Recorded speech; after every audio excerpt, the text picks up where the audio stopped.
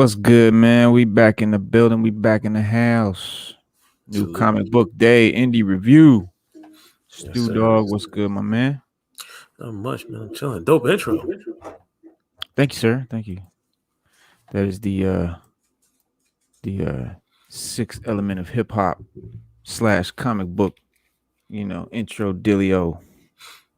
So but yeah, I'm just waiting for some people to roll up in here. I got some hella cool comics, man. Some indie comics to I'm not doing like big reviews, like kind of like how I've done. It's a little bit of a different format that we doing today. Instead of doing like, because I keep leaving so much on the table, like by having to read them and do full blown reviews, I can only do so many, and it ends up being like 2, 3, 4 comics that we cover, 5 at the most. Right. And there's 50 new indie comics that come out on a Wednesday, man. So I'm like, man, like maybe if I cut it to just quick little sort of summaries of the joints I can list and talk about, and show at least like 20 joints. And so that's how we're going to do that. Okay. That sounds today. Like yeah. Plan, man. Because what, 50? I mean, I think I got about 20 I'm going to talk about quickly. Okay. Briefly. You know what I mean? Touch on about 20 joints. But so what's good with you, man? You was just at the LCS today? Yes, sir. Yes, sir. Picked up a couple gems. Lovely. Today. Oh yeah, my homeboy got that on his page, man. That's the new Aliens, right? Yes, sir. Yes, sir. Yeah. Also picked up. Now that's something. Let me blow this up because yes, this is indie comic book day, and this is not an indie. Obviously, this is one of the most non-indie comics that came out today. But man, I've been waiting for this. Sinister War #1. Obviously, that's the Sinister Six, Spider-Man's rogue gallery, if you will, his main villains. Yes, the ones that hate him the most. And have banded together to ensure his death. Also picked up the new Flash Kowalski. This is a Suicide Squad. Oh, that's the squad. Okay. Yeah. For those people just popping in, man, how y'all doing, man? Salute. Thank y'all for coming in, man. Just people just popping in. We just sort of BSing, man, until some more people gather up, man. But we showing off some new joints that my man just picked up from the LCS today. Actually, no, I'm wrong. This is Crime Syndicate. Because I'm into that right now. And this is the Suicide Squad. But the Crime Syndicate's on the cover, so that's why I got it mixed up. My bad, people. But we got the Crime Syndicate on the front of Suicide Squad. Which is Suicide Squad #5 and Crime Syndicate #5. So yes. Yeah. And last but not least, we have boom. Yes, I love this cover. Let me show this real quick. We were just talking about that, Stu. Remember? Yes, sir. Yes, sir. Yes, sir.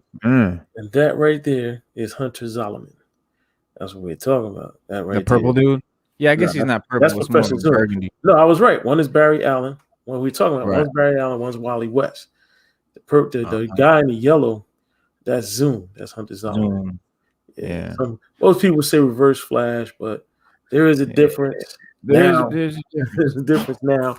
It wasn't maybe in the 80s or the 60s or whatever, but there is now.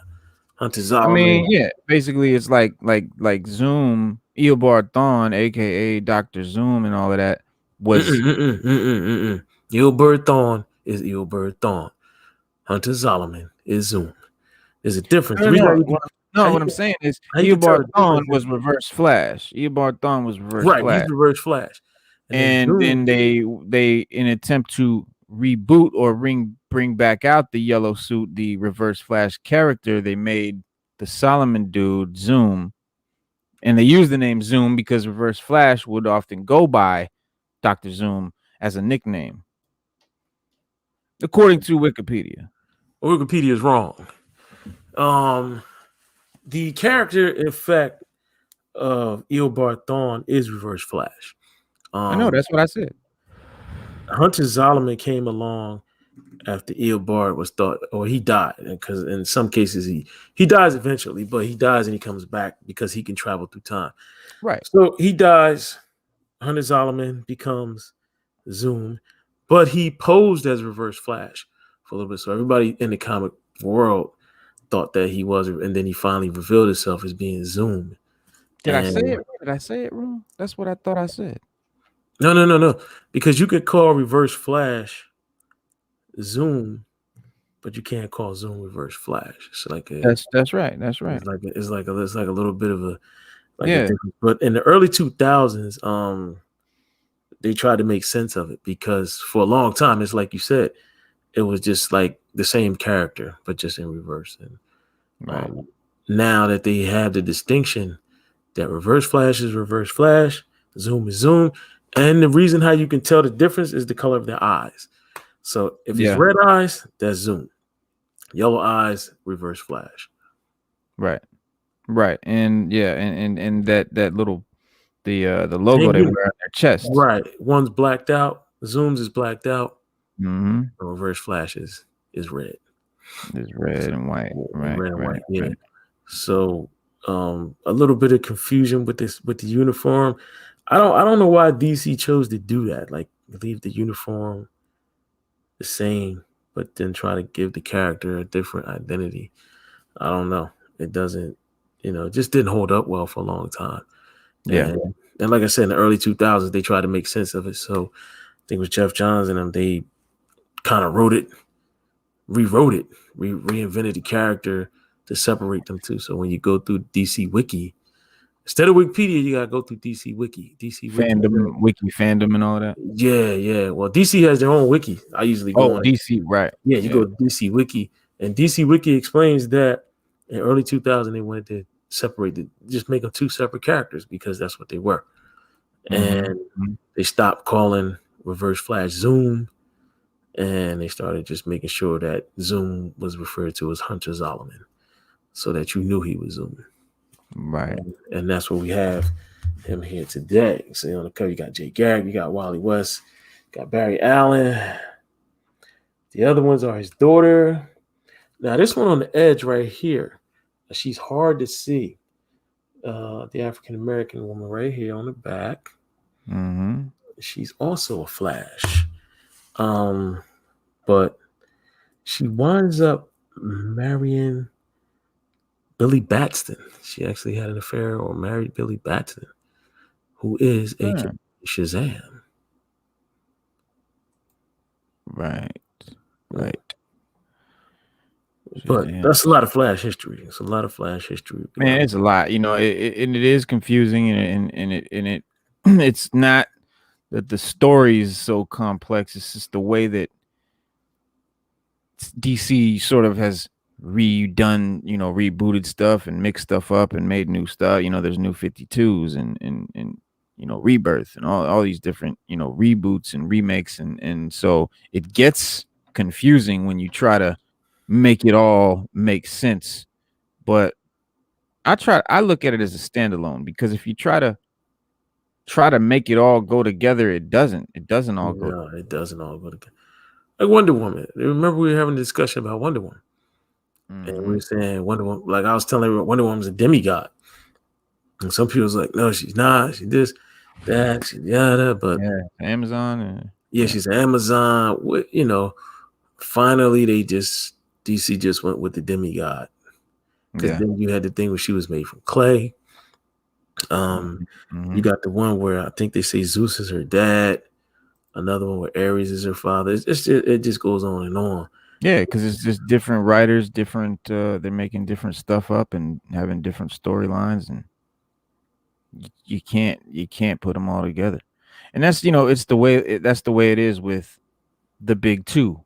They have these incredibly huge, daunting, back characters and stories and titles and comics and everything, and it just, for someone new trying to jump on, it's really daunting. I mean, because like I said, I just got back into comics in 2019, and I was reading at the time. I wasn't into collecting. I was trying to read, and it was like, where do I start? Like, man, I want to read about, I want to read Wolverine, but then, okay, what's Wolverine? And I'm like, okay, well, let's start at Wolverine number 1.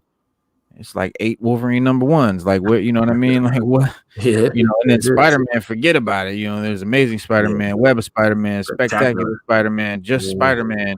It's nuts. So I got quickly into Valiant because Valiant, as I was reading, was kind of made for that, made for new readers, made for people jumping on, because there are tons of jumping on points. They revamp their volume, their storylines every so many years and kind of restart them, but they tell the whole origin again, and it's like a whole, you don't have to read the stuff from 99 to get the stuff that's in 2017.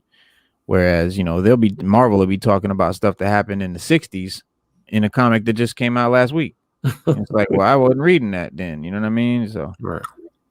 But speaking of well, I don't know, should we go into, well, it is New Combo Day review, so let's pop these reviews. Let's talk about these indies, man. There's a couple of people have showed up so far, and people are here for these reviews. Right, so let me, and since we're talking about Valiant, let's talk about my man NinjaK. There's a quick I was gonna pick that up today. I seen that in there. This is just one of the covers. Yeah, there's a few covers. This is not my favorite cover, but it was just the one I could get an image of. The rest were like web page things. So, but this was definitely one of the covers that came out today. And out of the shadows and into the spotlight, the world's greatest super spy has been exposed. Colin King is NinjaK, and he has a target on his back like never before. With enemies lurking around every corner, how will NinjaK survive when there's nowhere left to hide and the world is gunning for him? Hang on to your hats, folks. Jeff Parker and Javier Polito are about to take you on a nonstop thrill ride. And this is an NinjaK, and that just came out today. So check out NinjaK. And again, we were talking about indie, or we were talking about Valiant, and talking about jumping on. And a lot of my viewers, a lot of the people that watch our show, Stu, are new to comics.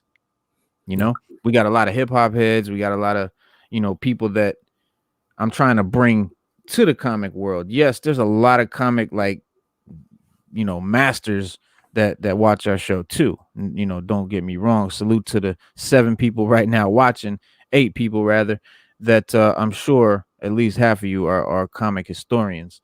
But please feel free to chat, you guys, man. Throw something in the chat. Tell me what's up. Let me see who's here, man. Does everybody say hi? Kick it with us, man. We an interactive show. We're an interactive show. Very interactive.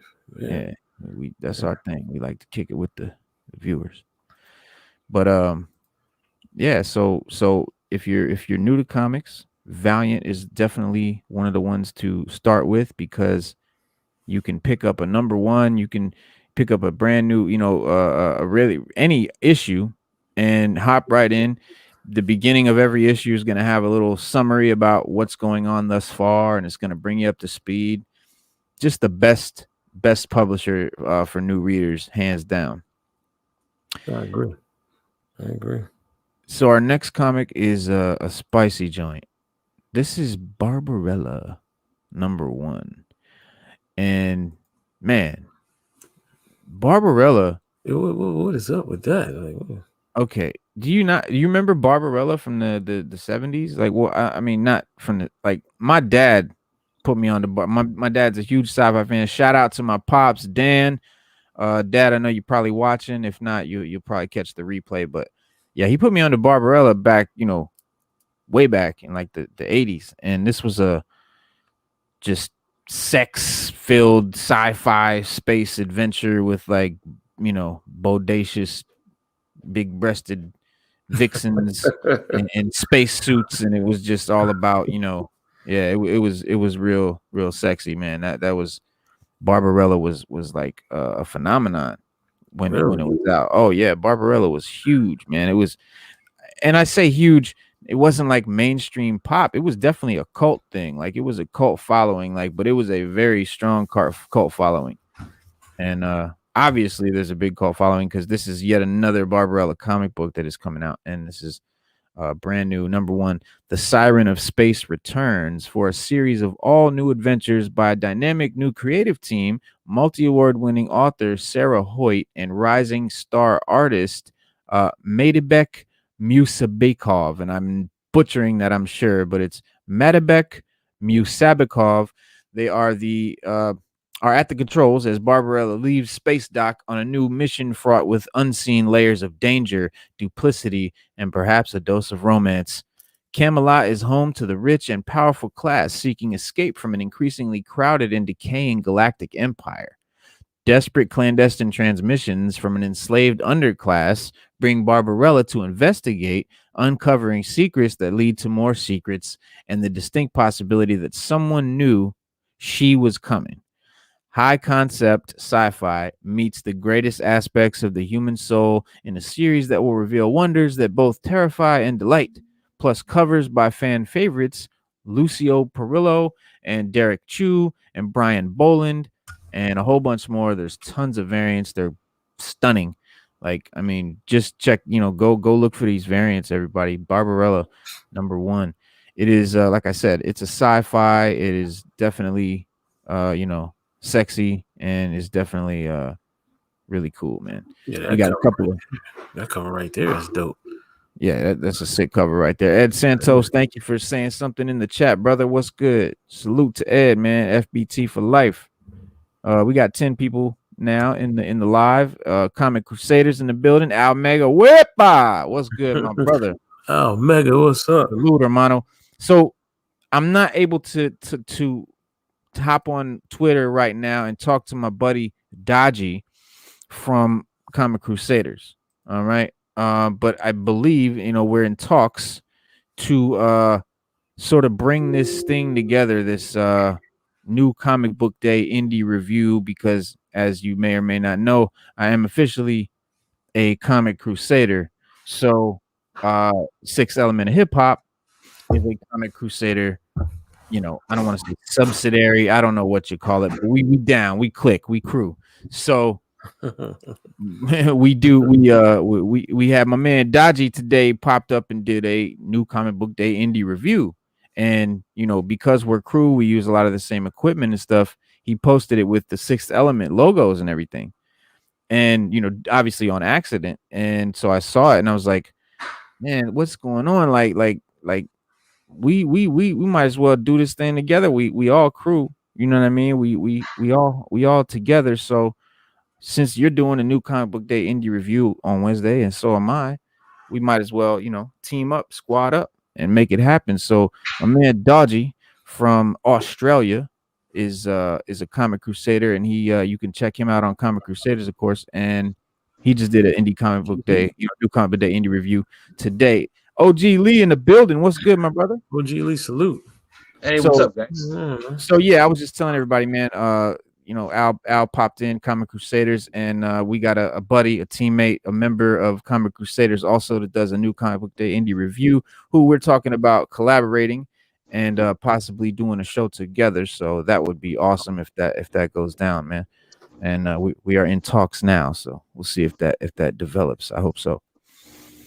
So Lee, man, thanks for coming, bro.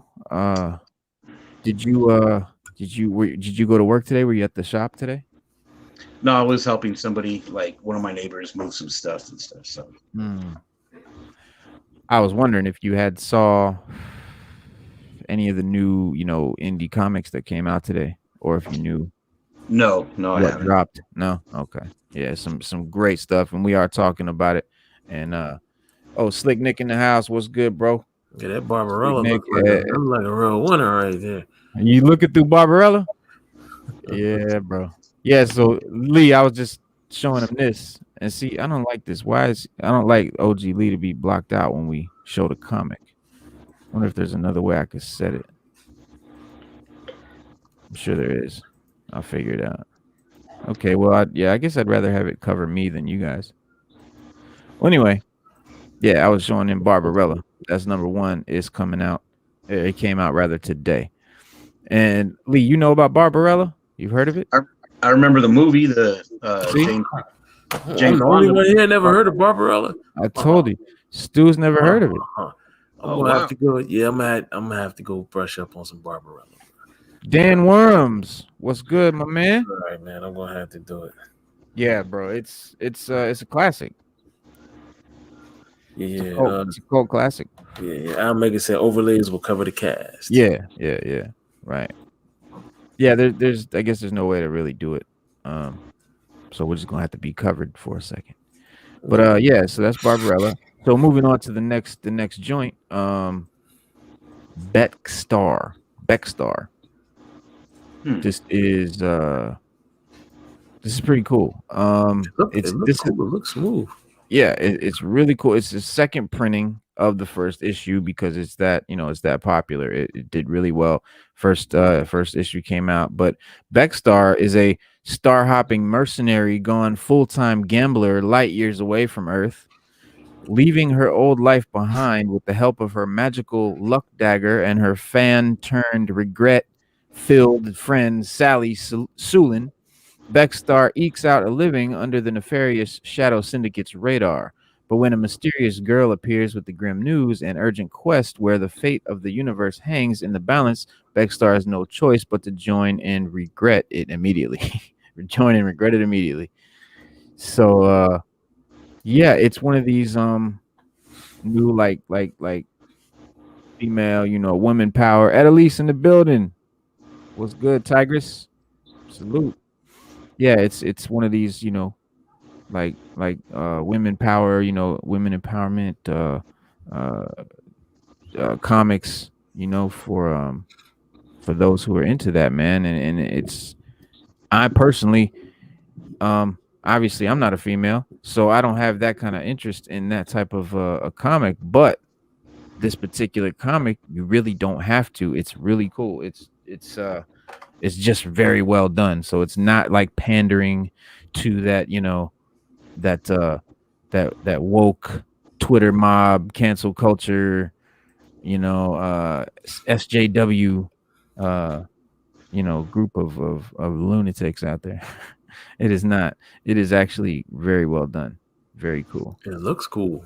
It is. It like something I can. Dude, I didn't even see half of these when I went to Barbarella. Wasn't in my local comic book shop. It might. I know when I go there, most of them are sold out. I can tell you. Yeah. The indies go quick. Who's the publisher on Barbarella? It is. Oh wow. Dynamite, I think. Dynamite. Oh, okay. Yeah. That is a dope cover. Yeah, it's really dope. It's a dope cover. Yeah. Dynamite. I'm sure it's Dynamite. So yeah, check that out. But yeah, Becstar is Mad Cave. Oh. You know Mad Cave? Oh yeah. Yeah. They do some cool shit. So the next joint is Beyond the Breach. And this is dope. Like, this is some really cool sci-fi type awesomeness. Life sucks for Vanessa. Her mother just died and her boyfriend is cheating on her with her own sister. To clear her mind, Vanessa is taking the California road trip that she's been dreaming about for years. Her postcard perfect drive through old growth forest quickly turns when the breach hits. What's wrong with me today? A bizarre anomaly in the sky plunges California into a nightmare world populated with strange extra-dimensional creatures. Now Vanessa, along with Dougie, an orphaned child, and Kai, a strange fuzzball of a beast, must fight to survive if they ever hope to make it back home, if there's even a home to return to. Written by Ed Brisson, who did Uncanny X-Men, Ghost Rider, Old Man Logan. This guy is a beast. And illustrated by Damian Cusero, Old Man Logan, Iron Fist, and X-Force. So this is a team that already does all my favorite stuff.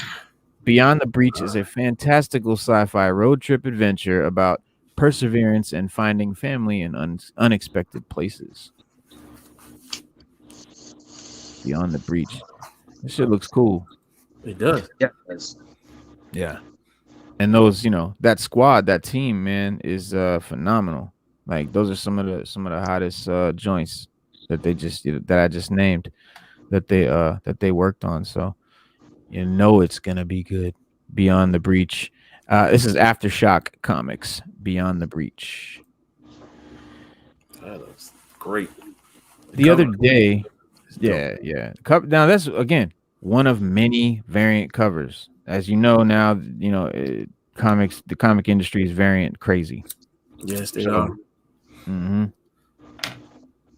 Every new joint comes out with like a minimum of 4 variants up to 20. Like, bro, I don't even. Something is killing the children number 16. I can't count how many there are, bro. I can't. Like every time I look, there's 10 more. Like I swear to God. And then when they do reprints of back issues too, you know what I'm saying? Like they'll change it. That's another different cover, man. Yep. Yeah, it's you can't. It's stupid to collect them all. You can't collect them all. So it's like if you, for instance, are reading something that's killing the children, there's 17 issues. So you bought all 17 issues. Now, how many variants of each issue do you buy? So it gets crazy. But I'm a Virgin variant, guy. Like I love Virgin variants. So I do collect. Like if you look on my wall right there, all that Snake Eyes stuff right there, those are all like Virgin variants of like 2 issues. There's like 1 or 2 issues up there. It's like issue 1 and like 2 and I think 4, but it's just tons of variants of those issues because they're that dope looking. Do y'all know about the artist Jang? Giang? No, that's an artist you like though, right? One of my favorite. Right. One of my all-time favorite. Let me show y'all an example. Dang, so these are a couple of Jangs, Snake Eyes Jangs, and he does 3 of my all-time favorite characters.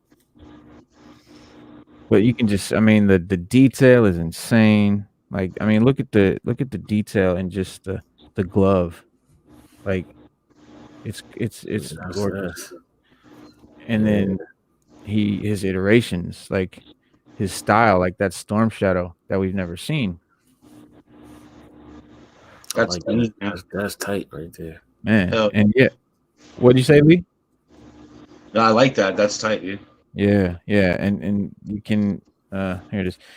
See the name, he signs them always like that. I don't know if you can read it. It's Giang, Jang. He just signs the one name. And there's you can see the cloth, like I can see the stitching inside the fabric. Like you can see the fabric details. That's how detailed he gets. And I love that shit. And this man, Firefly. That's dope, man. That's dope. Bro. That is dope. Why he can't do the classified series, man? Right, I know. Right. And these are, this is kind of how it's funny because I didn't know Firefly had goggles like night vision goggles like that. But I love how he's got the eye. His one eye is white because it's got a scar through it, like it's been, in a blast or something. So he's got like the one eye knocked out. It's fucking, he's brutal, dude. And then Snake Eyes and Storm Shadow. So yeah, but the classified of Firefly's got the night vision goggles on him. Yeah. Oh. It's pretty badass. But yeah, it was very similar, almost like he did kind of do that design. But anyway, I guess we were talking about that. I say that to say, we're talking about Virgin variants and how they're kind of taking over the world. And yeah, I know Al maybe not smoking the book room while handling books. I know, dude. I don't do that regularly. It's just I've had a hell of a day. Everything's been crammed together. I haven't had the time to do nothing. I don't have time to go outside and smoke one. So I'm just, and it's not tobacco. Like this is CBD. So I don't think it's as bad for the books. That makes it worse. If it's just CBD, it's worse. Is it really? It's worse. Yeah, because there's no THC in it, man. So. Oh, okay. So yeah, I feel you. Nah, but you know. So health wise, it's better for you, man. Yeah, definitely. So we were talking about this last week as he hits the bong. I love it, but he does it out of the camera. Let's check him out. Check him out. He's like, you know what you're doing. He's like, hey, hang on, I got to tie my shoe. But yeah, I got my door open and the smoke is going out. But these bags and boards, they really protect. They really do. Like I saw, like when I did before I knew about not smoking in the room, I had, before I had all these comics, I just had, maybe a half a short box, and I noticed the bags got a little bit yellowed. Like you really could tell that, I was smoking around the comics. Like I could tell that the bags were getting a little yellow. So obviously that's when I stopped smoking around them heavily. And but the comics were unaffected, completely unaffected. The bag completely protected it. Like some of the comics were like white covers and nothing. So the bag and boards, I saw a video today on YouTube. It says, do you really need to use bags and boards? And I'm like, yeah. If you want to preserve your comic, yes, absolutely. Yeah. If you're just gonna ride around with it rolled up in your back pocket, then no. But right, you know what I mean. If you want to keep your comic book looking nice, then yeah. I mean, you ain't even got to be a serious collector to do that. Just someone that cares about their books. Mm-hmm. Yeah, because like I said, when I started, back buying comics in 2019, I was just a reader. Like I prided myself. I'm not a collector. I'm a reader. I'm real about this shit. I'm for real with it. Yeah, a lot of collectors, they don't read them, man. I'm for real with it. But yeah, bro. Like even when I was just a reader, I wanted my joints to be in as good a condition as possible. So last comic book day we talked about Black Hammer. I don't know if it was last comic book. Well, last comic day I interviewed my man Ali at ALC. But before that we talked about Black Hammer, which just came out, Black Hammer #1. And OG, you had been reading Black Hammer way back in the day, right? Like the original joint. When it first started. Right. Well, this is the new comic book that came out today, but it is called Black Hammer Visions #6. See, I gotta get on that, man, because I have all the OG stuff. Right. Yeah, and these new Black Hammers are dope. I don't know who was writing Black Hammer back then, but now it's Cullen Bunn, which is like a master of like horror comics and stuff. This is a minute. Do I have the right cover up here? I think somebody gave me the wrong cover. Here, Wormston. Looks like this is Black Hammer, the Jeff Lemire. I don't know. This might, I think that's the new. Okay, that's the new Black Hammer #2. I'm talking about Black Hammer #6, which I will pull up for y'all right now. But yeah, it's Black Hammer Visions #6.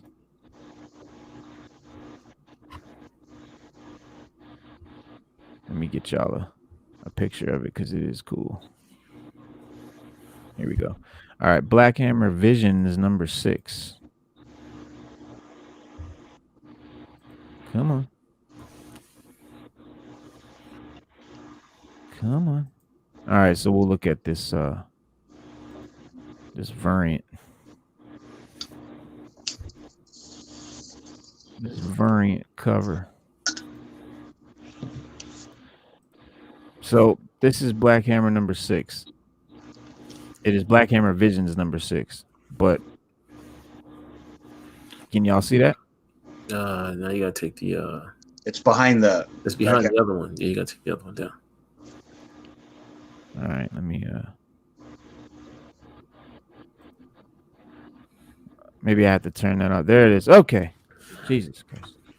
Oh wow. All right, so there we go. Yeah, that's it, man. It's very cool, man. The art is amazing. And like I said, Cullen Bunn, after rejecting the calls of a dark god and his rat emissary beneath the sewers of Spiral City, Cthulhu Lou's favorite television program is interrupted by an underground cult and their world-ending horror machine. And you can see that's Cthulhu Lou right there. If y'all know about Cthulhu, what's his name? Lovecraft, H.P. Lovecraft, Cthulhu. He was like a many-eyed tentacle being. Like, yeah, see. So yeah, that's Speaking of Lovecraft, he got canceled, by the way.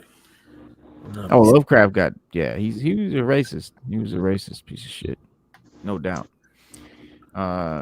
Master of the suspense horror of, you know, the idea of sort of not showing the bad monster, you know, but the suspense of it kind of thing, but not actually putting it in your face type of thing. So he pioneered some shit, but he was a racist.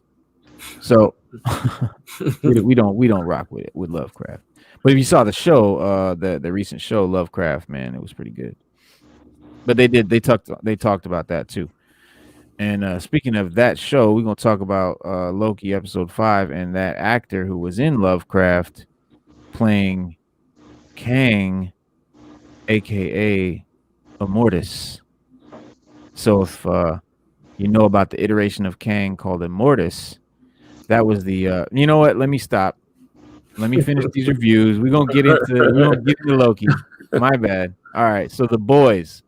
The Boys #1. Now y'all been watching The Boys on Netflix. I'm sure you know you've been seeing it, and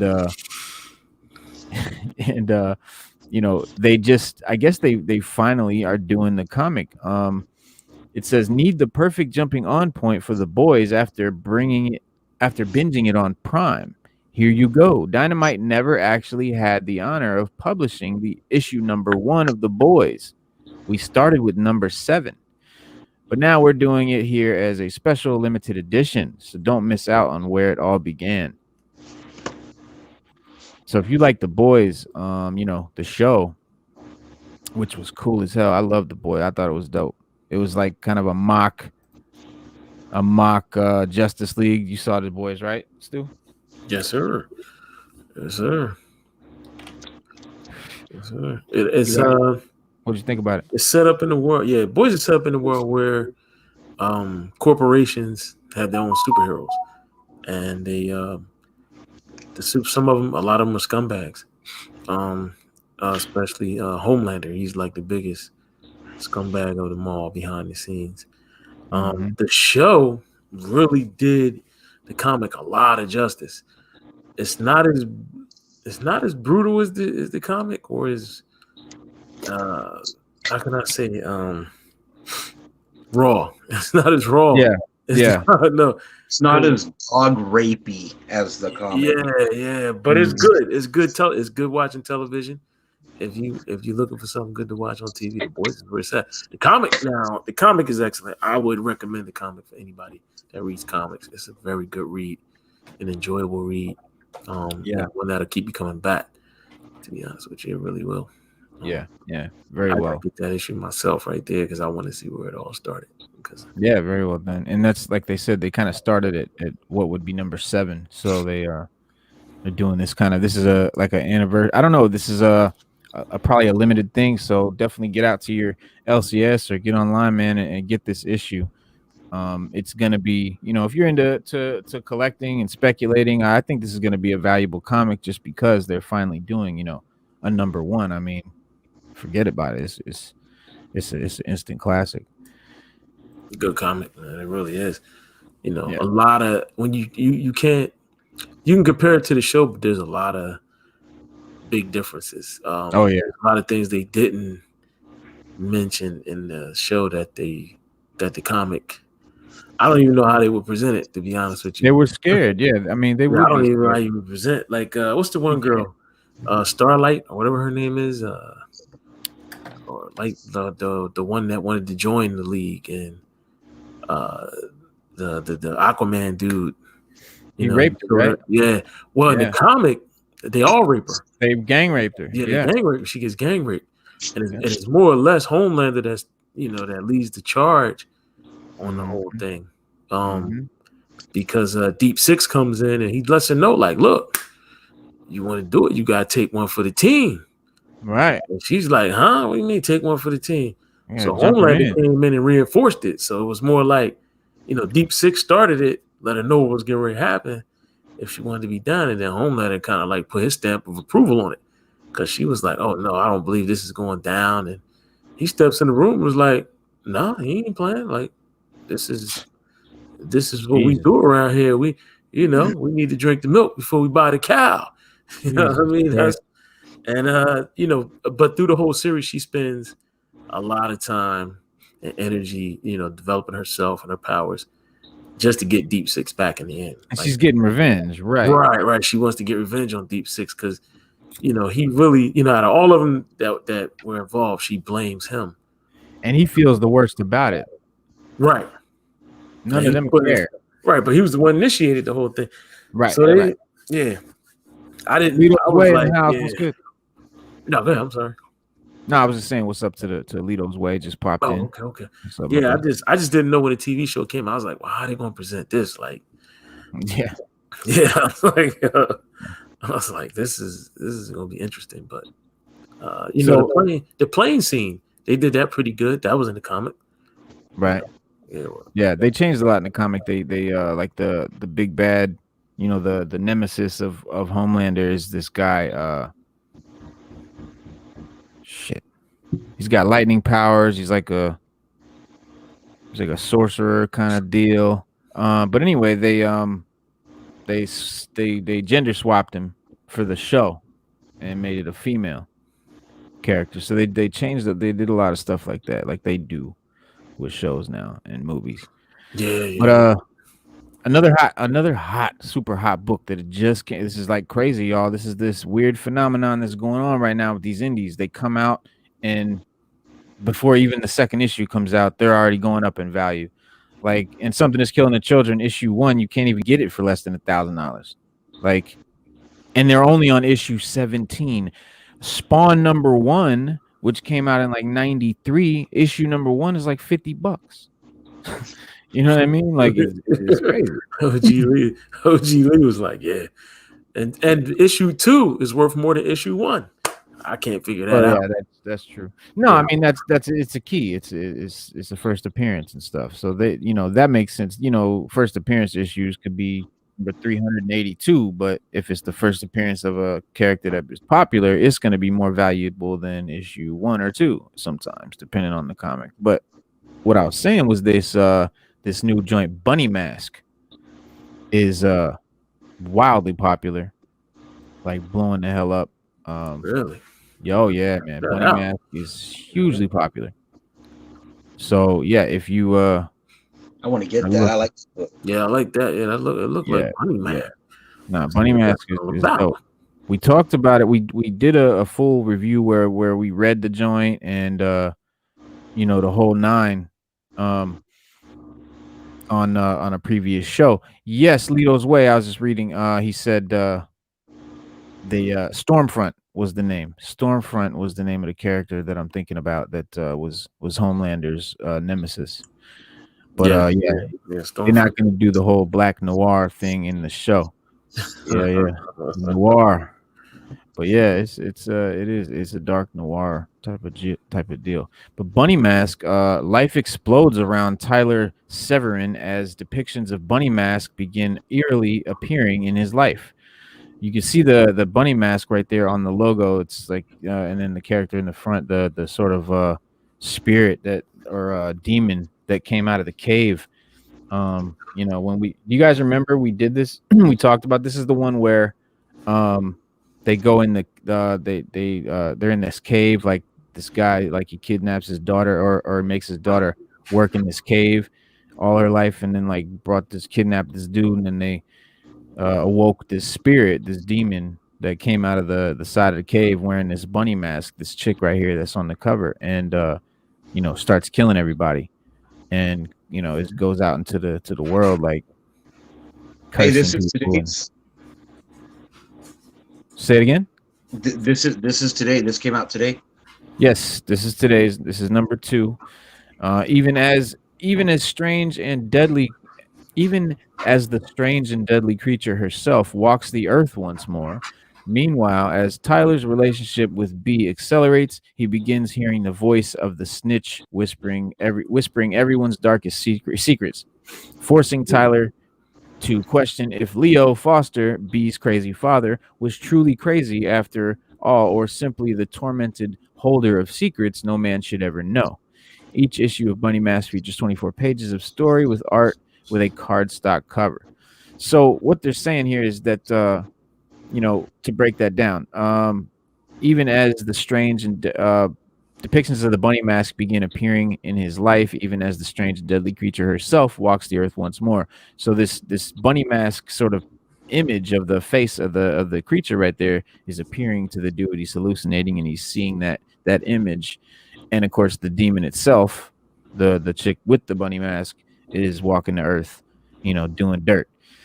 And then it says, meanwhile, as Tyler's relationship with B accelerates, he begins hearing the voice of the snitch whispering everyone's darkest secrets. There's this voice that is, people are hearing, and calls itself the snitch, I think. But forcing Tyler to question if Leo Foster, B's crazy father, was truly crazy after all, or simply the tormented holder of secrets no man should ever know. Her father, B's father, is the one that kidnapped Tyler when he was, years before in the story, and put him in this cave and made him work. And then that's when the creature came out and killed B's father. And B was the daughter that was in the cave already when he kidnapped him and put him in there. She was already in there, hacking away at the walls or whatever she was doing, digging. So yeah, man, it's moving along, man. But this issue, or rather this title, is blowing up, man. It's quickly exploding. So check out Bunny Mask. Say something. What'd you say, Lee? No, man, I really did like that, man. Like, I really want to get this issue also. Like, it was really a cool book, man. Like, it's crazy. Now, another one of these phenomenon, indie crazy blowing up issues is Canto. Y'all remember this? Lee, did you know about Canto? I have a random issue of that book, but it's the second one because it's Canto 2. Right. I have a random issue of that I got, I got in a lot. That was one of the issues that came, and it looked really cool. I really liked the little knight looking dude on there and stuff. I don't know anything about it, bro. Like, okay. No, the little knight dude is Canto, and he's like, I don't know, he's like 2 feet tall. He's a little dude. You can see him here on the cover, in front of this big red demon thing. Little Canto. He's rather, I don't know about the story itself, but what I was saying was Canto #1 is one of these like crazy expensive indie issues. Like a Canto #1, it will break your wallet straight up. And that's Canto #1, just Canto #1. This is Canto 3 #1. Fan favorite Canto continues. The tiny clockwork knight in search of a heart. Okay, so he's kind of like Tin Man, right? He's a little clockwork knight. He's looking for a heart. Has found his people's freedom and has saved them from the curse of the shrouded man, but he is ready to face his enemy on the battlefield. After making the ultimate sacrifice, Canto bears a weapon that could defeat the shrouded man and free all the inhabitants of the unnamed world.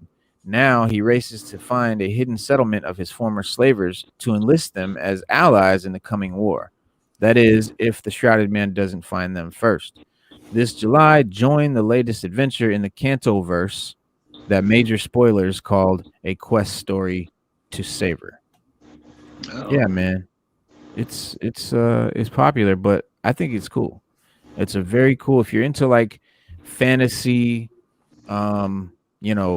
Fellowship of the Ring type, a crew on a mission, trying to go, adventure and find the magical item or whatever type of stuff, which I dig. Like, I love that kind of stuff. Like, I'm a fantasy head. Like, I think if you were a kid in the 80s, man, there's no way that you wasn't into something fantasy, you know, whether it was Conan the Barbarian or Dungeons and Dragons. Yeah. Yeah. Time travel, anything. I just looked on eBay. There's a Canto number 1, 2, and a bundle with a comic shop. It was for $5,000 plus $30 shipping. If I'm paying you $5,000, I'm not paying for shipping. Right? Yeah, I'm sorry. I'm sorry. I'm sorry. I don't care what I'm buying. I'm giving you $5,000. I'm getting free shipping. Yeah, come on, though. Like I usually get free shipping with orders over $35. Come on. Right, yeah. And for $5,000, you better drive that joint to my house. Like, up. Deliver that shit yourself. Yeah, like I'm looking at it. It says or best offer. Yeah. Like, but they're all tagged and slabbed. It's Canto. It's the whole bundle. 1, 2. Yeah, 1 and 2, the whole bundle. And they want $5,000. They're all 9.8s. Wow.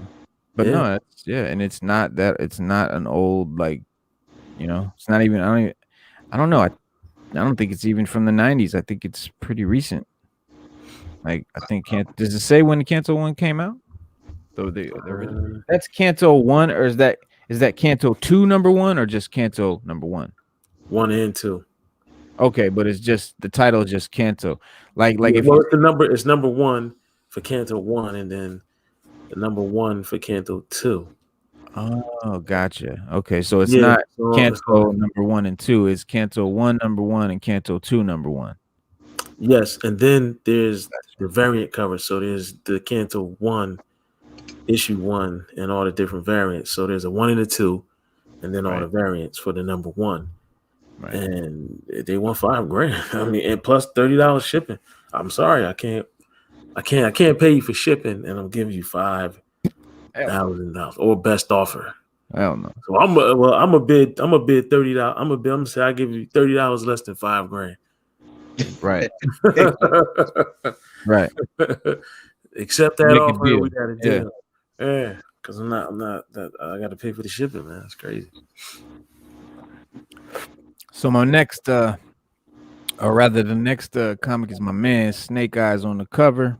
Wow. G.I. Joe. I know. I love this cover. It is a dope cover. And that's, you know, it's G.I. Joe, Real American Hero, number 284. Murder by Assassination, Part 4. Murder, mystery, and mayhem continue as the newest Joe continues her investigation into Cobra Chaos. Can she, with the help of some special friends, solve the mystery and save the day before it's too late? The plot thickens as living legend Larry Hama and superstar artist Andrew Griffith from Transformers continue their bombastic tale featuring the exciting new Joe team member codename Sherlock. Oh. Yeah. What? Did you know about Sherlock? No, I'm blown away. I'm going to find out. I'm going to read that. Hell yeah. Because in the back, you got Stalker, Alpine. Yeah. There's the medic. I forget his name. That's the newer medic. Rescue. Yeah, thank you. Is it Rescue? I think it is Rescue, yeah. Because that's Alpine. Who was the black guy? That's Alpine. No. Who was the black guy that wore the all red and white, the all red suit with the white cross on it? He was a medic guy. Oh, Doc. That was Doc. Okay. It was like a brown. It was like a brownish color. Nah, see, there's a guy that wears a bright red suit with like white lettering and white stripes. He was a medic. Yeah, I don't know if he's black. Maybe because I now know who you're talking about. He had the brown, like the khaki suit. Yeah. Remember, Doc had the glasses. He had the mirror view glasses. Mm-hmm. Yep. But if there's anybody in the chat that knows about the G.I. Joe that wears all red, let us know. But yeah, man, that's that just dropped today. That's G.I. Joe, Real American Hero. You know who that is? Was it Lifeline? Was it Lifeline? That could be Lifeline in the back. That could be. Yeah. That could definitely be. Now this one is dope. I mean, this one is a really cool image. Like, bro, this book right here, I can't wait to get into. It's called HelmGreyCastle. The art is just cool as shit. It's like a Aztec warrior, like Montezuma the Third and Mexica gods have assembled their army.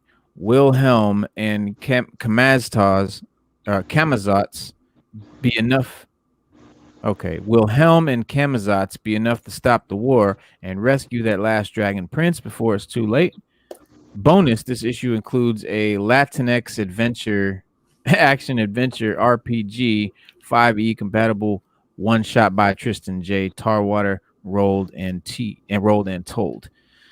So just to so yeah, it's like it says Montezuma, you got the Mexica, the Aztec, it's like the warrior. Like I remember reading when issue number 1 came out and thinking that this was going to be phenomenal. It looks like some medieval fantasy type stuff when you see the covers and the artwork, but it's definitely like a South American ancient time, type of characters and stuff. I was just laughing because it says this issue includes a Latinx action adventure RPG. That's Latinx. My man Al Mega will tell you, Latinos don't dig that. Like that's not their word. Nope. You know what I mean? Lee, you're Korean, right? Or are you Latino also? I'm Korean, man. Oh, okay. I grew up in the East Side and stuff, and I grew up in a Mexican neighborhood. Right. I live in Central Cal, but I grew up in a Mexican neighborhood. You know what I mean? So. Right. Yeah, no one I know likes that word. No one I know uses that word. I've only seen non-Hispanic people use that word on the news. Wow. Yeah. Exactly. You know what I'm saying? Like, it's one of those. It's one of those words. It's one of those like white people made it up. There's some people out there that use that. Hey, fine, whatever, if you use that word, but not around here, man. I tell you that. Like, my homeboys, whatever, man. They be like, "Nah, man, I'm Latino fool." You know what I mean? Like, nah, man. Maybe Latina, but Latinx. It's one of the. See, now that's that white woke women agenda, save everybody. Creating their own sexual gender neutral term. Like that's the whole point of Latinx. So it's not Latino or Latina. It's not a gender specific. Like, come on, man. Like, who are you to do that? Like, anyway, I digress. But my man Jimmy Palmiotti and his stunning teammate, partner, wife, Amanda Connor have came up with this third issue right here of the Invincible Red Sonja. Man, this comic is so cool. It's so much fun. Like I read the first one when it first came out. We interviewed Jimmy on this show, talked about it, plugged it. Very cool, very like fun. Like I said, storyline. It does not take itself seriously by any means at all. Just hella fun, mad, adventure, violence, sex. It's everything you love.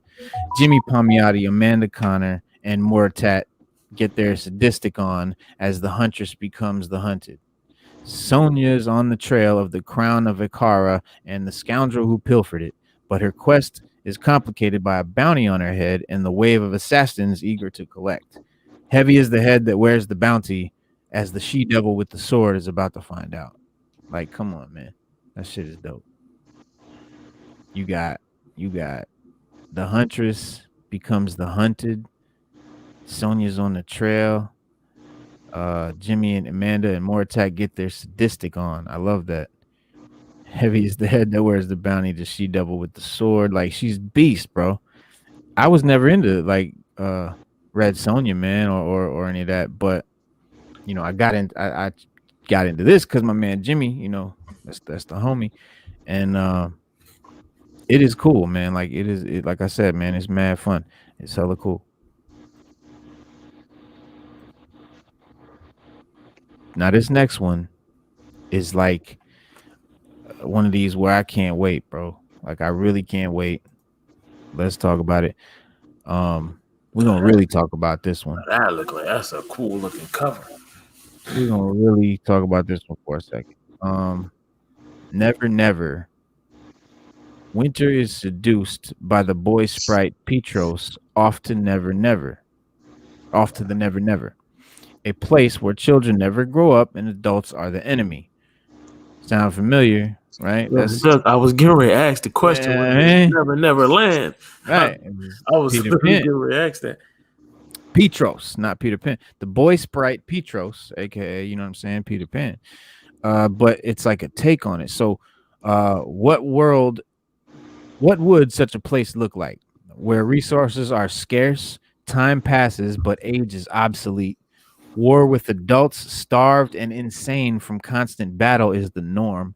What would ageless boys, free of civility and role models, be willing to do to survive?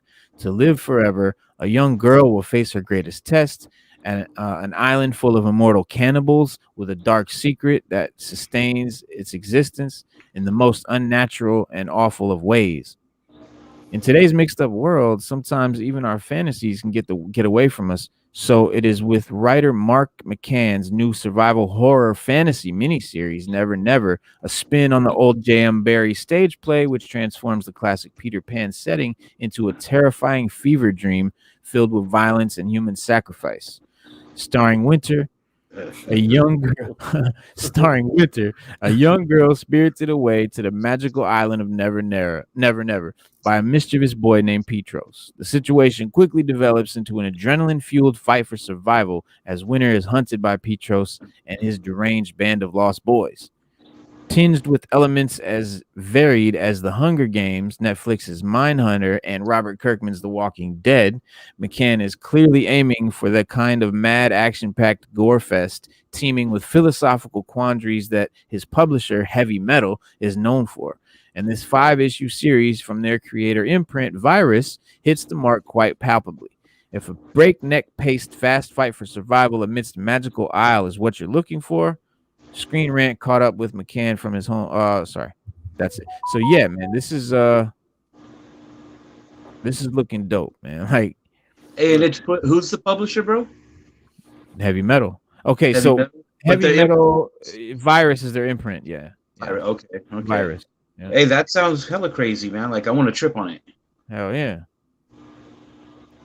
Never Never. Yeah, writer Mark McCann. Colors is Aggie Sposa. Editor is Pete Duncan. Pencils and inks Phil Buchanan. Letters David Withers. Cover by Christopher Lair. And I guess this is that's Petros. And he says it won't be forever. Just come a while. Come with me to the Never Never, where we never grow old. No adults never bring us down. Where fun lasts forever. Which sounds great when you're young, but you grow up and that shit ain't nothing. Hey, yeah, you like. I don't like the club gets old, bro. Trust me. For all you youngins, for all you 20-somethings, the club about to get real old. Swear to God. So, what else? Oh, Nottingham. Got to talk about Nottingham. One of my favorite new joints. I like Nottingham, man. I'm loving this shit, man. I'm loving this shit. In this twisted medieval noir, the sheriff of Nottingham hunts a serial killer with a penchant for tax collectors. The sheriff's investigation makes him the target of England's most nefarious power brokers. That's to say nothing of the merry men, terrorists lurking amongst the trees of Sherwood, led by an enigma known only as Hood. Obviously based on Robin Hood, but this is the first time we're seeing it from the sheriff's point of view, where Robin Hood and the merry men are terrorists. They're the bad guys. So we're seeing it from this guy's point of view. You know, the sheriff of Nottingham was always the villain in any Robin Hood story. He was always the bad guy. He was always the guy that was Robin Hood was going against, right? Right. Like any, I don't care how far you go back. You go Errol Flynn, you go the Disney with the foxes. Remember that shit? That was my joint when I was a little kid. That little Robin Hood cartoon. Hell yeah. Kevin Costner. Yeah, that's Kevin Costner. That was my joint when I was a kid. It does not hold up. It doesn't. It doesn't. It's not. It don't like you. What you about watch the new it now. one? What about the new one with what's his name? They made a newer one. The Russell Crowe joint is the Russell Crowe joint. Dope, man. I love that shit. I love the Russell Crowe joint. That shit is cool. It's another, unique take on the Robin Hood, mythos, which has been done to death. Like, come on, do we need another Robin Hood thing?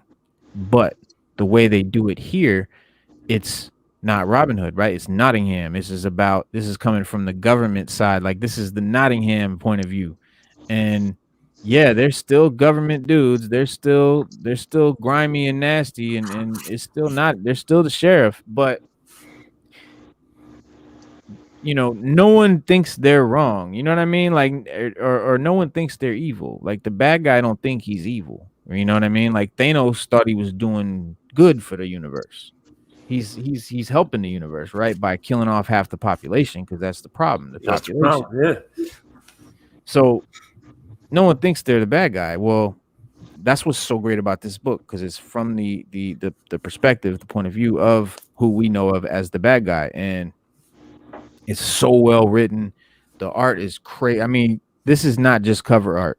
Like, you see this weird style. That's how the comic is. That's how it is. It's drawn like that. Yeah, it is drawn. Yeah, yeah. Oh yeah, yeah. Like, you see how he looks. Like, yeah, that's the style of art that's all through the comics. So it's not misleading. It is just that dope. And so what they've done today is they put out issues 1 through 4 again. I think it's like issue 1's 5th printing, like issue 2's 3rd, 4th printing, like issue 3's 3rd print, issue 4's 2nd printing already. So it's blowing up. It's popular. It's selling a lot for them to keep making reprints. A murder at the heart of the castle shakes Nottingham to its core as the sheriff and captain of the guard scramble to root out a traitor in their midst. More Eve's dark and tragic past is revealed. Allocations may occur. So, and what issue is this that came out today? So no new issue came out today. This is today they just dropped a reprint of all 4. No. There's gonna be a 5th issue. Yes, it's a 5-issue mini series. Yeah, they just put out the 4 so far. The first today, 4. Today they just put a bunch of reprint covers. So if you, like me, didn't get in on the ground floor to be able to get an issue number 1, because this is another one of those books where issue number 1 is costing you hundreds of dollars. I wanted just to read it. You know what I mean? Like, I don't care what printing it is. It's exactly. Just a story. No, that's exactly right. That's how I feel, and that's what came out today was the reprints of everything. So if you didn't get in for when it was cover price, and you don't want to have to pay crazy amounts of money just to read it, today's the day. Go pick up issues 1 through 4 for cover price right now. So that's dope. Another Red Sonja joint came out today. This is another one of the black, white, red joints. They've done so many. They've done Wolverine, right? They did there's a Carnage one. There's a Batman one, a Superman one, a Wonder Woman one. There's all these black, white, red comics where basically, or black, white, blue, or whatever, where the whole thing is in black and white, but all the blood and all the, like, her hair, like anything that's red is going to be red. But everything else is black and white throughout the whole comic. So it's a really cool art. It looks really cool. Yeah, that is cool. Yeah, I like that. And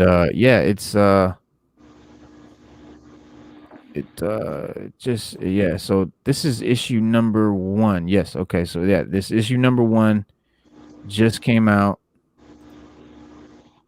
and I think I've got. Oh man, where's the bio? Yeah, the little bio, man. Where's the? Yeah, there it is.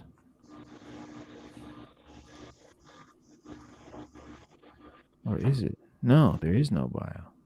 Oh, there is no bio. Okay. So yeah, when I found this at the shop, there's no bio on the one that I, was looking at, but I'm sure there is a bio somewhere.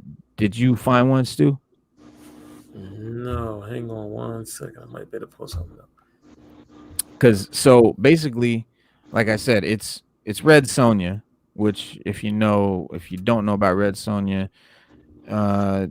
she's like a female Conan, I guess, sort of, and yeah.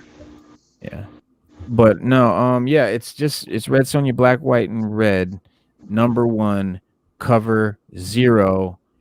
This particular issue is $60. Was actually $75. That's the price of the day it comes out.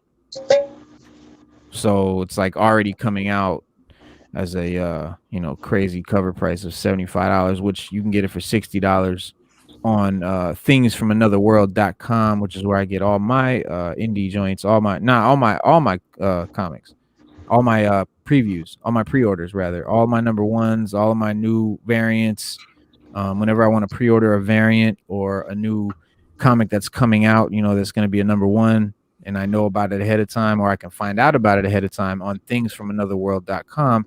You can order it, you can pre-order it rather, and when it comes out, they charge your card and ship it to you. Very cool. Wow. But this one here is $75 off top. Off top. Yeah, we look at that's 74. Man. Yeah, I'm gonna have to slab that. I don't know if I want to read it. I'm just slab it from the grip. You got to. Reader copy. And it's cover O. I don't know $5 comic. Cover O or cover 0, but there's I'm sure that either next week or whenever, or maybe it's already come out, there's going to be an issue that is cover price.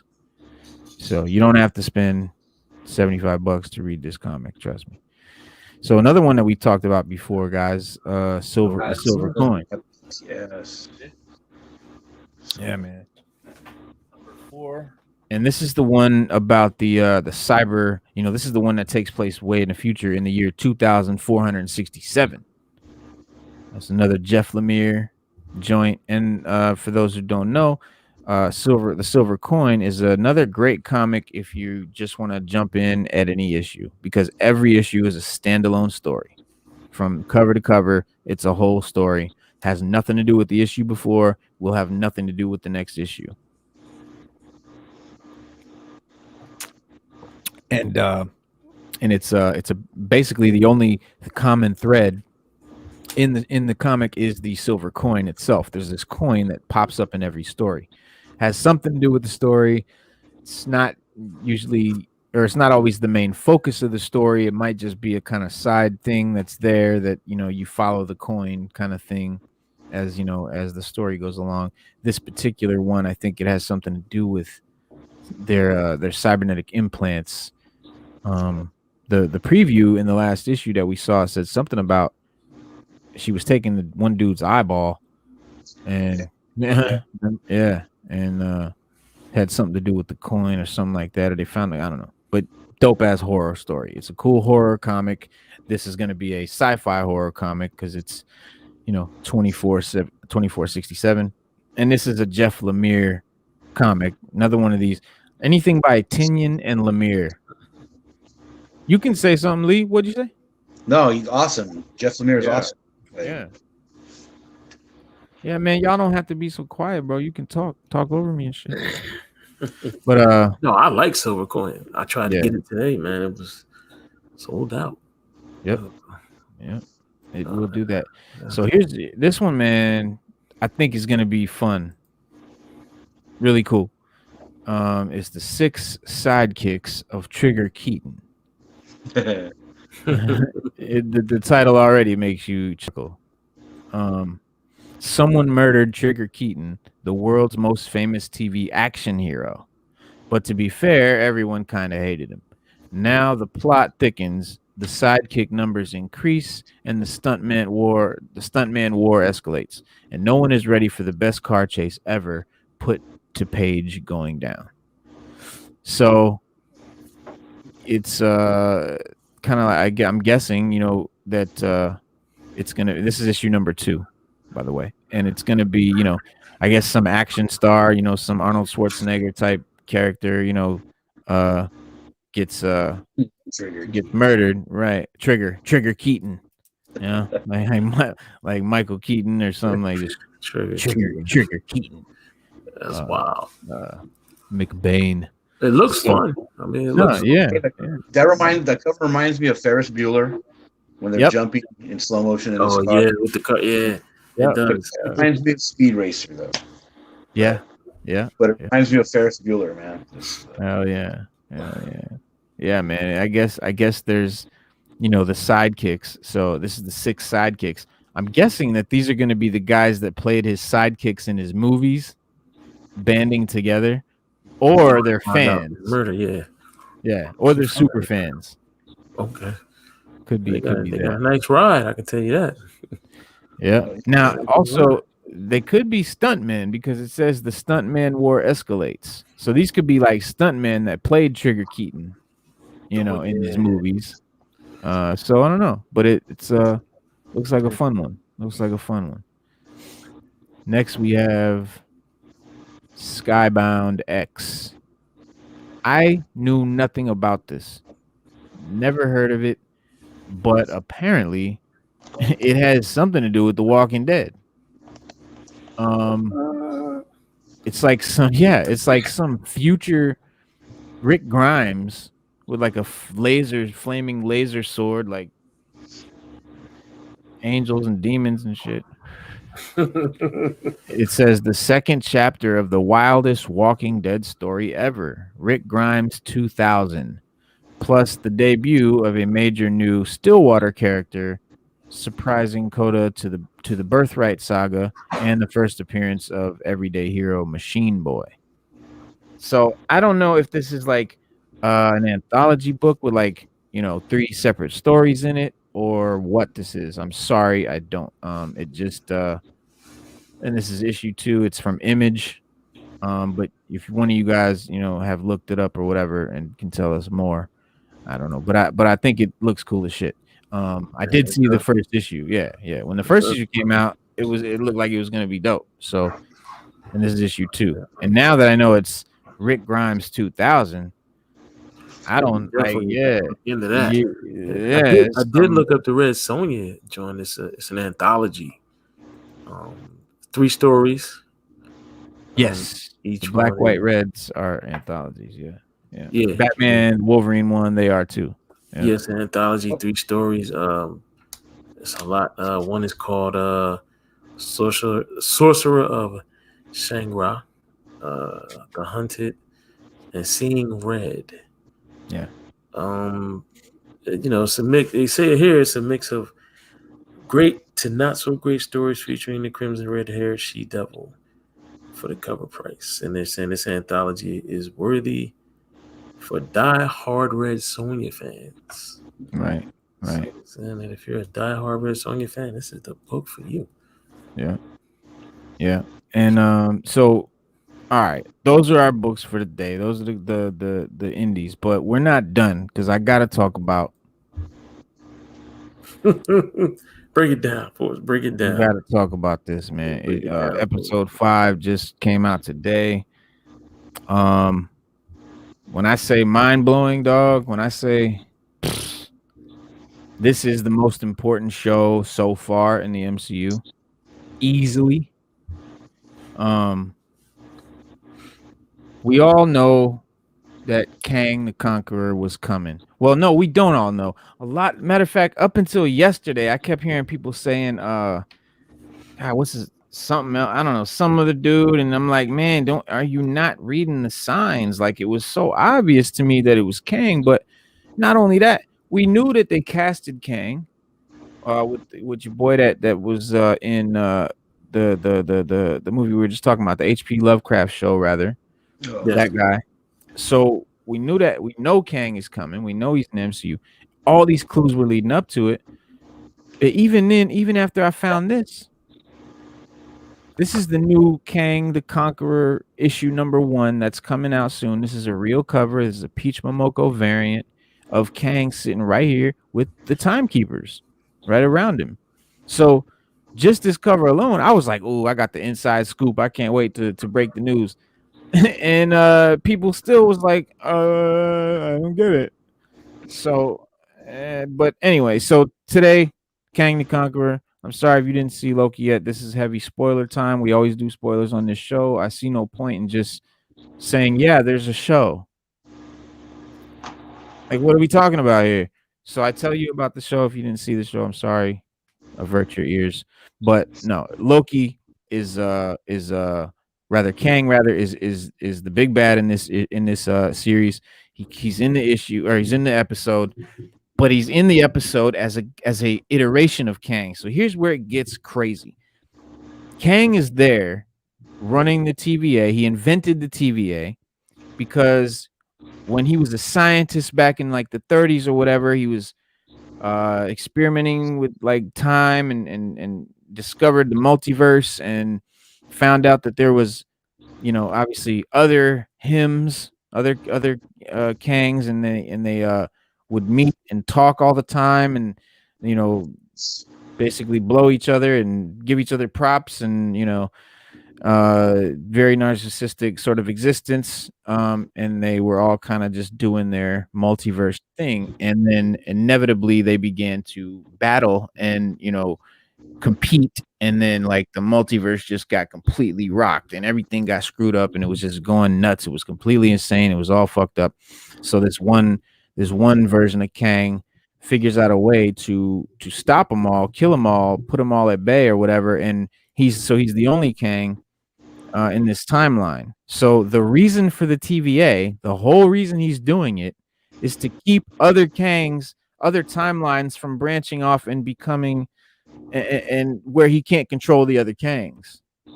Because if it's just going rampant and all the timelines exist, there's all these Kangs, and then there's this huge war and everything is destroyed. So to save everything, this is another Thanos bad guy, where it's like, yeah, he's the villain, but he's doing it for what he thinks is an obvious save the universe reason. Like, why wouldn't people understand this?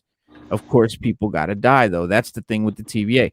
They're killing variants. They're, making people not live their life. So when you deviate from the time stream that he's got set up, you create another reality wherein Kang will be able to exist. So he's got to stop all that. So he's got to keep it this one line, no variants, no deviations. If you deviate, you create a new timeline, right? And then a new Kang. And then if there's a whole bunch of these, he can't control it. The universe is doomed.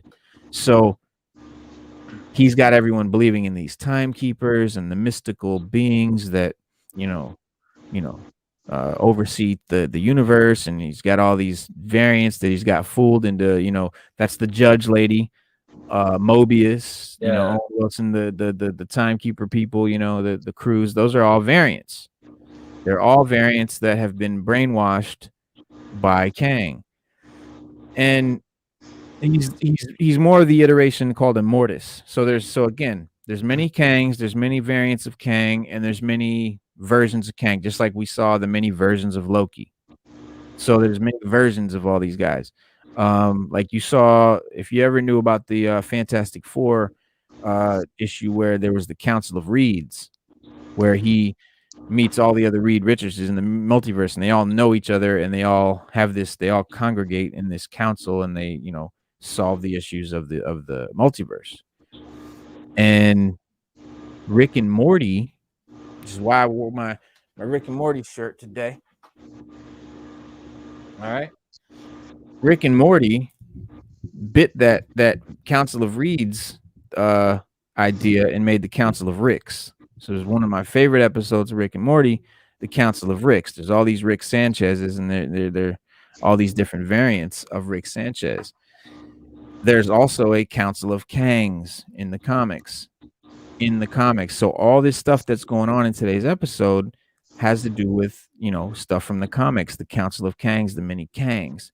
So we've got this one Kang, Immortus, Loki, Lady Loki. Remember, they're going in there to kill whoever it is that's running everything, whoever it is that made these robot, timekeepers, and whoever's behind all this shit, they got to kill him. They get there, and Kang's this absolutely insane, babbling, like nutty crazy ass dude. The guy that they cast to play Kang in the MCU, the guy from the Lovecraft show, he's playing Kang. He's Kang. He is more like Immortus. He doesn't have the blue face. He's not like the Kang from the comics with the helmet and all of that. He's more like Immortus, who has a regular skin color face and like robes, and he looks a little different. And so this is like him. He's wearing the robes. He doesn't have the blue face and the helmet. And he's just like a loony dude jumping up on the desk. You know what I mean? Like imagine someone who's been alive for millions of years and lived many lives and seen all this shit. That's just mind-blowing stuff. And yeah, you're going to be a little bit wacky. And you're dolo. Like you're by yourself. You don't have no one to bounce this shit off of. So he's kind of like driven nuts by that in a way. And so, but Loki, our Loki, sees what's going on and he's like, wait a minute, maybe we should not kill this guy. Maybe he's got a point. Like maybe we need to not fuck with everything, because if all these Kangs get out, like we don't need a bunch of this dude. But Lady Loki, Sylvia, she's not feeling that. She's like, nah, we came here to kill this dude. You know, typical woman. I wasn't gonna say that. But typical stuff. Typical stuff that goes on. And so but yeah, she's got to so her and Loki fight, and they battle it out, and then she's got to go, and then she pushes Loki into the back into a portal and pushes him in. Another thing about Rick and Morty, he's got that portal gun. There's so many similarities to Loki and Rick and Morty. Like it's been suggested that Loki is a ripoff of Rick and Morty. The show, like the show itself, is a direct ripoff of Rick and Morty. It's been suggested, jokingly suggested, but in a way that you can't deny, like the similarities. Let me show y'all this, because this was too funny, man. It was too funny. You got everybody. Remember, everybody was like, "It's gonna be Mephisto. It's gonna be Mephisto." Like everyone knew, and it's not Mephisto. You know what I mean? Like it's fucking Kang. Like, but this funny video that was created, and they compare Rick and Morty and Loki and show all these crazy similarities. Watch this shit. Oh shit, it's Mephisto! It's Mephisto! It's Mephisto, everyone! Mephisto, everyone, watch out! Face of the devil, just another reference to Mephisto. The villain we are referring to is Mephisto. That Monica 2 could actually be a disguise worn by Mephisto. They all point to another possibility, Mephisto. You know I keep bringing up Mephisto. This home is being furnished by Mephisto. Pieces of Mephisto's soul. And now this Mephisto has come to reclaim these children. And the beekeeper is Mephisto. But I'm pretty sure it's Mephisto. We just saw Mephisto in the Loki trailer. He's coming. I believe Mephisto is still coming. Mephisto. Ha, I knew it was Mephisto. It's always him. Do we have to wear these things? They're really embarrassing. Well, since you're going to time prison, I'd say you can keep them on forever. You're now moving at 1/16 speed. The collar.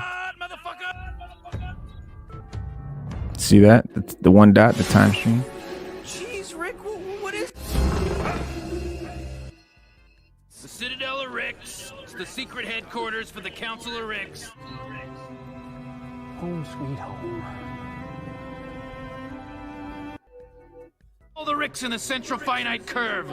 You're the malcontent. The rogue. The variant we're hunting is... you.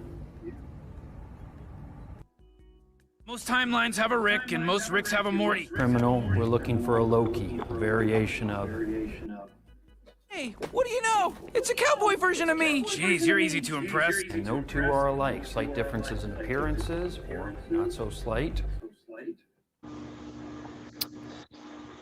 So yeah, man, like it's crazy the similarities to this show and Rick and Morty. So they meet this dude Kang, this dude Immortus. She pushes Loki back into the TVA that they left, and she's gonna kill Kang, and he's just like, telling you, if you kill me, you won't be dealing with a whole lot of me. He's like, I'm not really worried about it, because I'll be back and I'll have to do all this again. Like all these Kangs are gonna come back, they're gonna fuck shit up, and I'm gonna have to, you know, one of me is gonna have to do this whole thing I've done again. It could take, you know, another million years or whatever, but it's all gonna come back around. So you just really wasting time.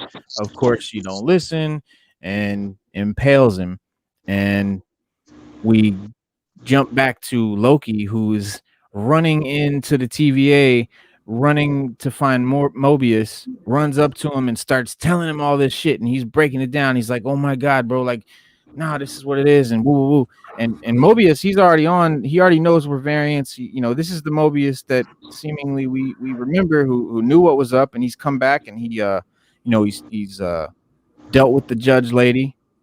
He's the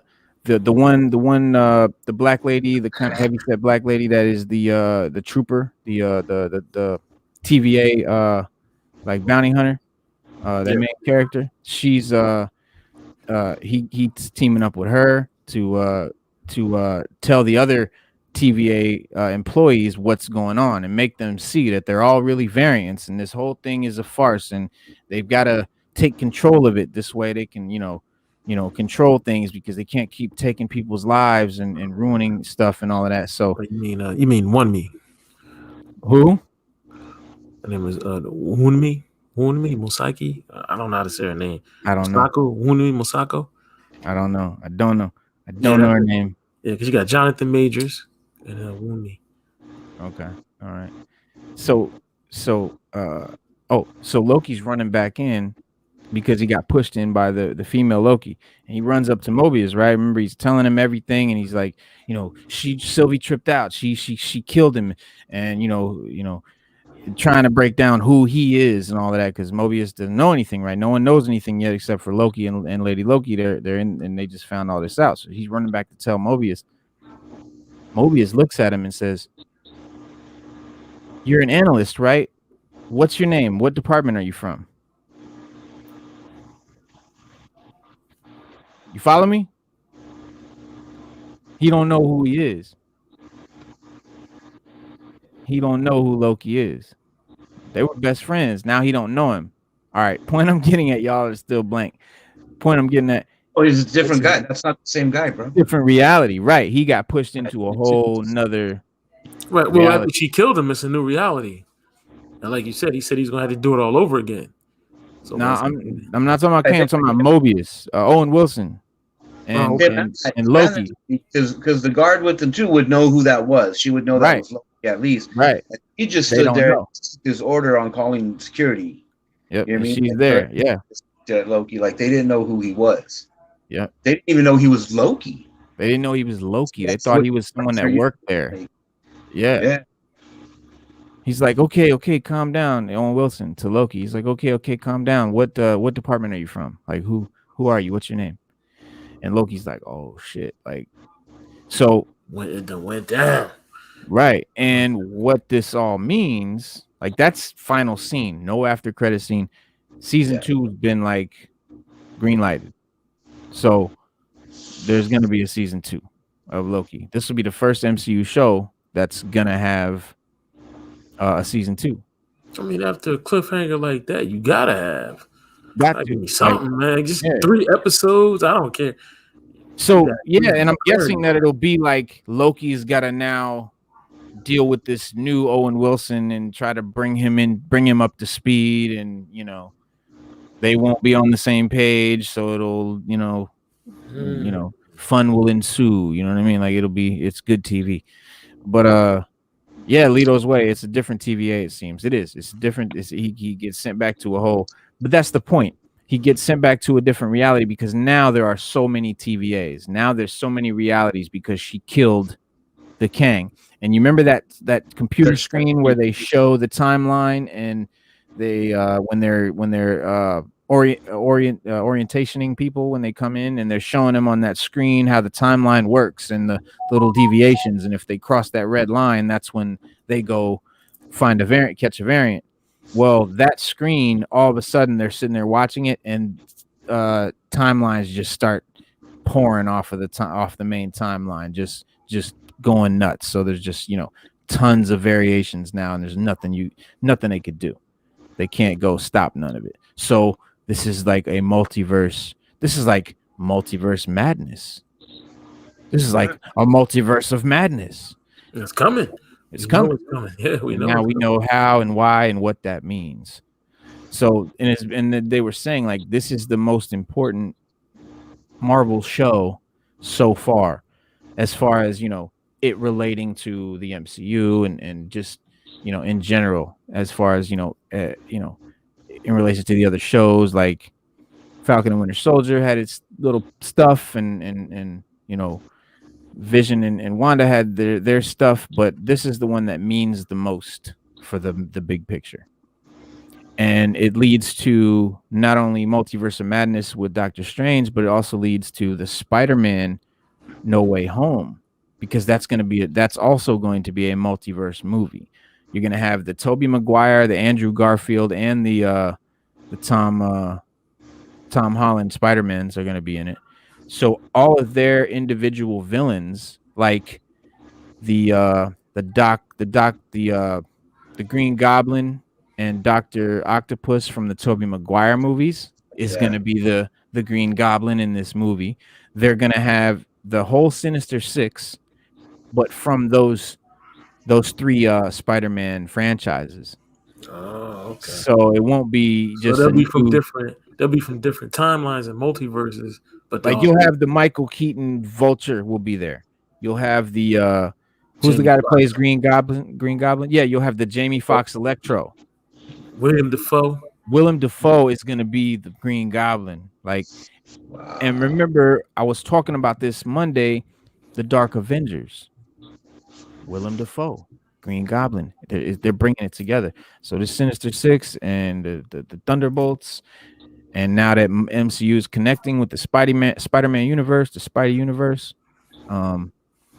it's gonna be dope, man. I just can't wait for them to bring all this stuff together. It's gonna be nuts. It's gonna be bonanza. I can't wait, man. I can't wait. I want to see it. Yeah. Another thing, all right, one more thing to touch on. I think I did cover everything out of Loki. I mean, I think I pretty much broke that down. What else I just watched though, and I wish that I could share more about this with you guys, the He-Man Masters of the Universe Revelation. I just got to watch all 5 episodes of the new season. Oh, come on, man. Yeah. We just want to know how was it? Oh, it was so good. Man, it was good. Like, I can't wait for y'all to see it, bro. Oh, like, whoa, we don't need to know nothing. If you're a fan, if you would have compared to Voltron, I can't because I didn't see the new Voltron. And I was asked about the 2000 He-Man. I didn't see that either, which I do want to see. That apparently was really good. That apparently was real good. Yeah, that was real. Somebody was asking me, they thought that this was a sequel to that or a sequel to the 80s joint. It's really not. You could say that, but they changed so much, but not really important stuff. But like I said, it's like a reboot. It's like a reboot, and like a new story, but it is sort of a continuation because they are starting at a point that the 80s stuff would have already gone over. Like it's not an origin. It's not starting from the beginning. Like everyone, Prince Adam, He-Man, like it's already, and so I can talk about what a lot of people already know about is that Teela is going to be the main character because He-Man has been, killed by Skeletor or captured or whatever. And everyone knows that Teela is going to be kind of the main character who's going to be trying to save He-Man. But they do it really well. Everyone's so worried about it being some appeasing to the SJW woke women community and like it just being some, over the top, in your face, kind of trying to push the whole gender stuff. It's not. It's done very well. They gave some role to some women and made the women roles, more important in the show, but it's not just like a man-hating show like people are anticipating. It's not none of that. And if you, again, I don't know if you don't know about He-Man, if you didn't grow up in the 80s, if He-Man was not part of your childhood, I don't know how well, you'll like this. I don't know if it'll matter to you, because I think like a lot of it is the nostalgia. There's a lot of Easter eggs. There's a lot of characters from back in the 80s that they just show because it's fun and we remember those guys. You know, and everybody's in it. Like there's great iterations of like Lockjaw. Triclops is like this dope cult leader. Like, it's dope. Like, which again, I'm not spoiling anything because this is all in like the trailers and stuff that they've already shown and stuff. But and there's videos like on YouTube about it. But it everyone looks incredible. When's it drop? When's it drop? Well, on July 21st, which I believe is next Wednesday. Is it next Wednesday? Yeah, next Wednesday, they're allowing us to do the full-blown review. Like, talk about spoiler, like all the details. So I'm assuming that's because it comes out on that day.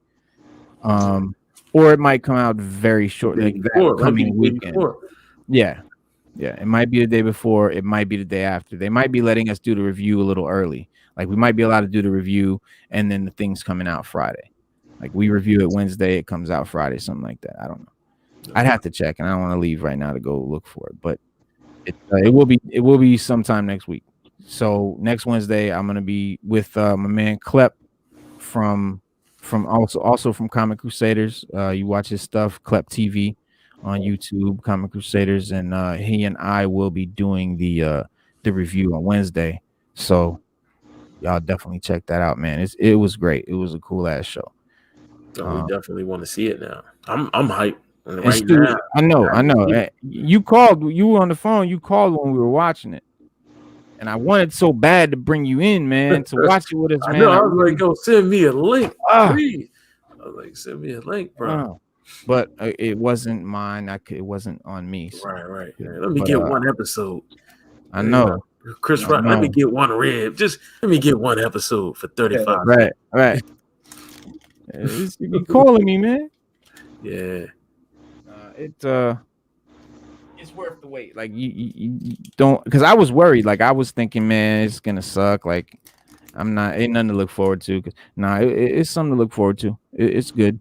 Like, it's a way more serious He-Man. Like, there's real stakes, there's real drama, there's real deaths, there's real, like parents losing their kids. Like, it's deep. Like, it's a good show. If you like the DC animated stuff, it's in that vein. It's like that kind of animation, that kind of art, that kind of writing, that kind of maturity. Good. If it's as good as Voltron, then it's good. I don't know. The remake of Voltron was phenomenally excellent.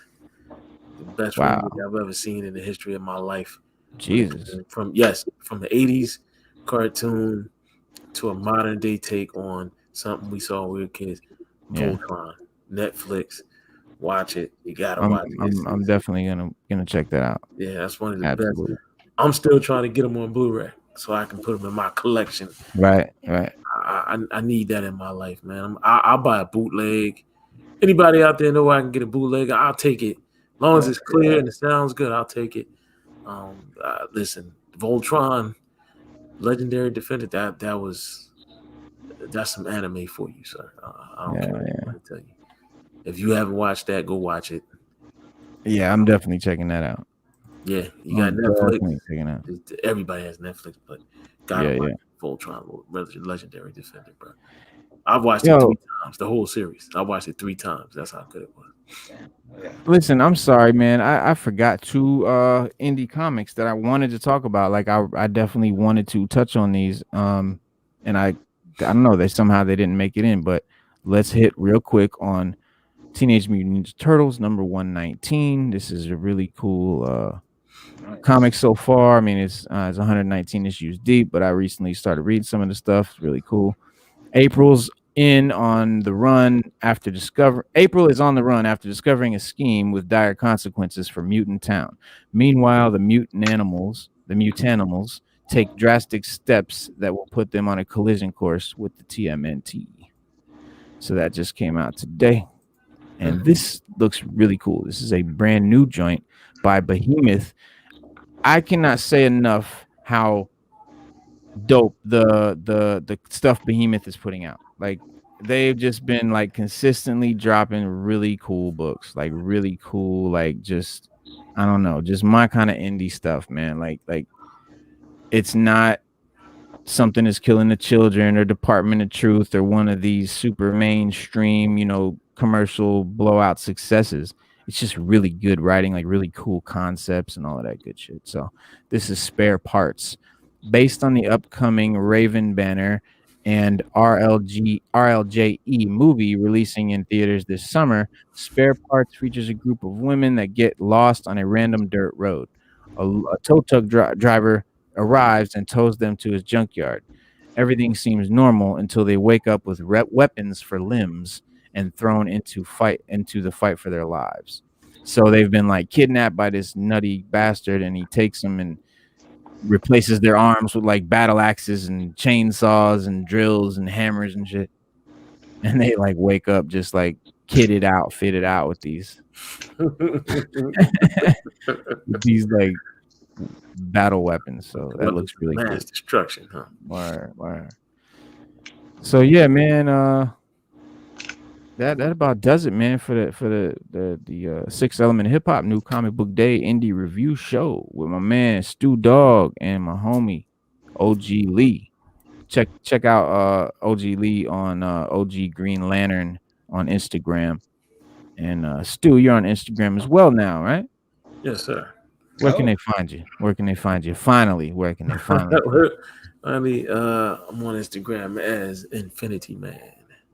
That's Infinity Man with an E, not an I. Yes, with an E. Infinity Man, not Infinity Man. So it's very important, Stu, when you do your handle for Instagram, that you give it to people verbatim, each letter. Because if anyone has a different name with similar spelling or whatever, they won't find you. They'll find them. Oh, well, that's Infinity Man with an E.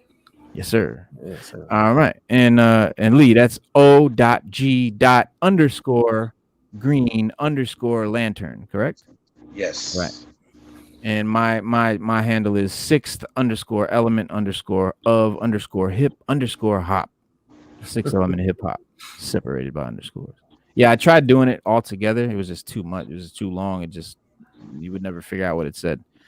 But anyway, check us out, man. And Friday, check me and Stu out on the Artist Showcase, Full Blast Radio Artist Showcase. We got some new people coming on, and it's gonna be a fantastic display of some new young artists.